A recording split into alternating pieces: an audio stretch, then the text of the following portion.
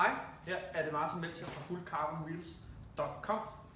Jeg står her med et carbonhjul, som jeg gerne vil vise, hvordan man sætter et dæk og en slange på. Vi får mange spørgsmål på mail omkring forskellige ting og sager omkring vores hjul. Jeg vil godt lige fortælle lidt omkring, hvad det er for et hjul, jeg egentlig står med. Kan man se det, Tommy, når jeg gør det? Det kan man sagtens. Det kan man sagtens. Den her fælg her, den er det, der hedder tubeless ready. Tubeless ready. Det betyder, at den kan både køre med almindelig dæk og slange, og med et tubeless setup, altså hvor man kører med et tubeless dæk på, ligesom på en bil. Tubeless, er det samme som lukket ringrest? Nej, det er det bare overhovedet slet ikke. Men det tager vi i en anden video, sådan helt konkret, hvad det er. Nu sætter vi det op som clincher. Ikke tubular, men clincher. Først og fremmest altså dæk og slange. Skal vi gøre det, Tom? Lad os gøre det. Vi gør det. Hvad skal man bruge? Først og fremmest skal man bruge et hjul. Og for lige at kom lige op til mig igen. Det her, det er et hjul. Det er ikke et dæk. Og hvorfor siger jeg det, kan du så også spørge dig selv om. Det er fordi, vi får rigtig mange spørgsmål, eller rigtig mange beskeder på Facebook eller andre sociale platforme, hvor folk spørger, hey, jeg overvejer at få sådan nogle nye dæk til min cykel. Ja, okay. Men dæk har vi også i forskellige afskygninger. De koster de her 749 for et sæt. What? Det var billigt. Nå, men du fælgene, eller nye hjul, ikke? Det skal man lige huske at udpensle en gang imellem. Er det dæk, man vil have på? Som det her? Eller er det nye hjul? Okay. Det var det. Enough of that. Hvad skal man bruge? Man skal bruge en slange, en snake og et dæk, som det her. Ja. Og så et fælgbånd, og fælgbåndet sætter man på, fordi at sådan en fælg her, den har sådan nogle huller, så man kan komme ned til egerne, hvis nu man skulle spænde det op, eller udskifte en eger på et tidspunkt. Så har man sådan nogle huller her, hvor man kan få en nøgle ind, eller skifte egeren ud den vej. Og så niblen kan komme i. Fælgbåndet, det sidder på sådan her. Jeg viser dig også lige, hvordan man sætter det på, Tommy. Men ja. Sådan her, for at beskytte mod de skarpe kanter, som ellers er i fælgen. Fordi når du pumper en slange op, og den kommer ned og ligger nede i det her hul her i en skarp kant, så bang, siger det, så eksploderer den. Ja. Så det jeg gør først, Tommy, det er at sætte den her, eller det her fælgbånd på. Ja. Jeg plejer at gøre det, at jeg finder ventilhullet. Her, kan man se det? Ventilos. Hvad så? Der. Ventilhullet der, ikke?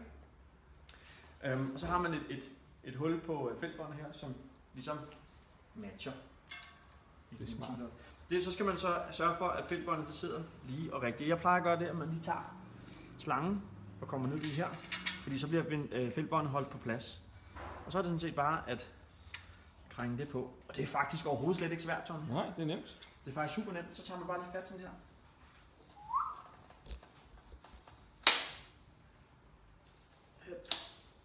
Sådan. Det var det ikke nemt. Det var fantastisk nemt, faktisk. Det man så kan gøre, for at sætte det rigtigt, så kan man lige gøre sådan der. Se, nu kan man så tage den her slange op igen. Ja. Og så sidder det lige udenfor. Er det ikke smart? Ja, rigtig smart. Så skal man sådan lige tjekke, at det sidder sådan nogenlunde lige fordelt på fælgen. Og hvis man har sådan nogle her, sådan nogle fæld, eller hvad hedder det? Dækjern. Dækjern, som er dækplastik egentlig, ikke? Man må ikke bruge jern eller stål. Så kan man sådan lige komme ind herunder. Og så lige få fat i fælgbåndet.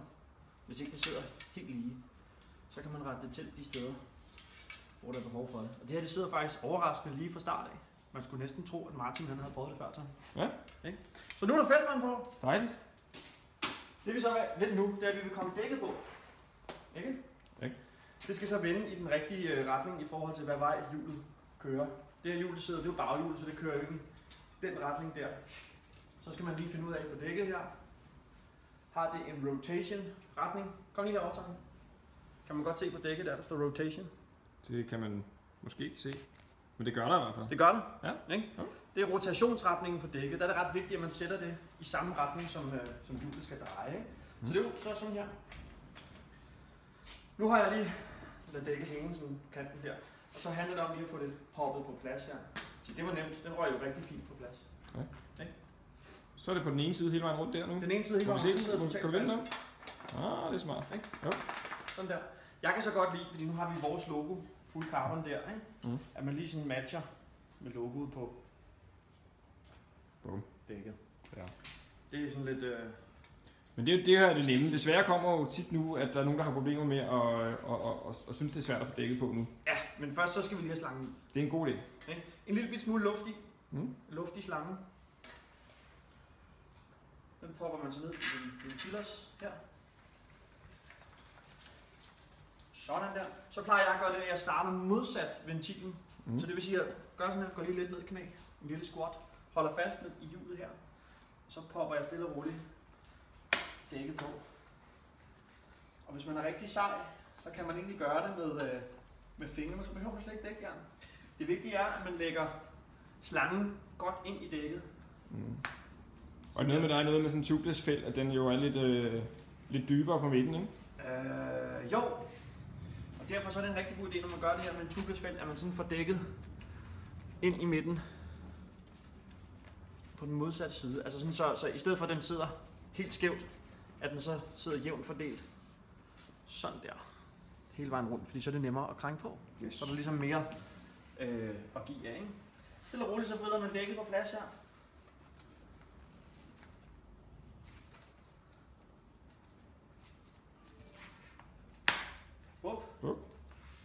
Afhængigt af hvilket dæk man bruger, kan det være strammere eller mindre stramt, ikke?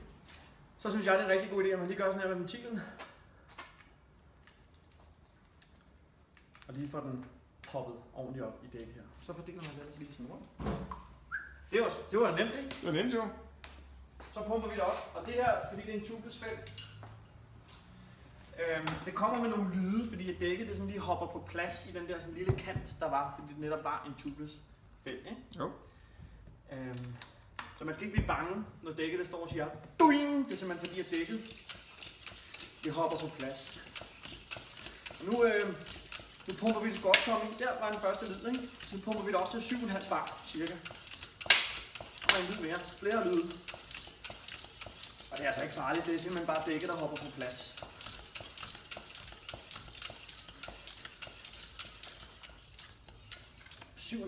Bum.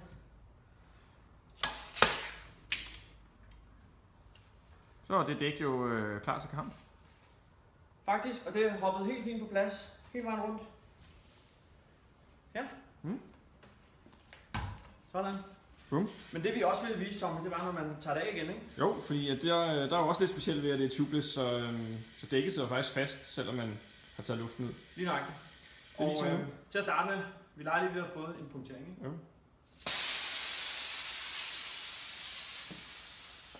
Så har man som en erfaren cykelrytter jo altid som dækjern med i varmen. Ja, jeg går lige tæt på her, så vi kan... tæt på, Tommy.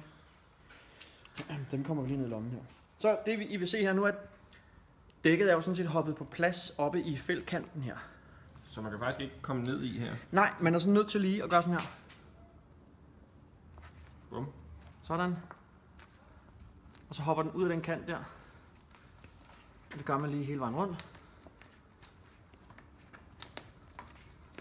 Sådan. Og når den er hoppet ud af der, så er det jo som... Så er det faktisk super nemt. Som almindeligt. Men jeg synes lige, vi skal vise det. Ja, vise fordi der er godt nok mange, der har lidt svært ved det. Og hvis de punkterer på en Ironman, så er det lige før de udgår, ikke? Ja. Man har 2 dækjern. Ja. Det ene, det kommer man ind under her. Man kan faktisk se slangen og dækket. Der, så tager man dækjernet ind imellem. Sådan. Og så det næste dækjern her. Og så lige ind. Sådan.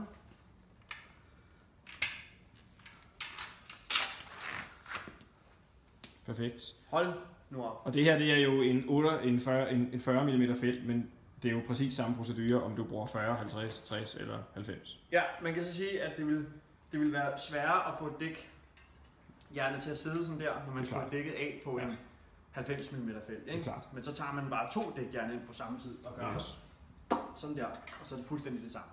Præcis. Ja. Super, det var flot, Martin. Fedt, tak.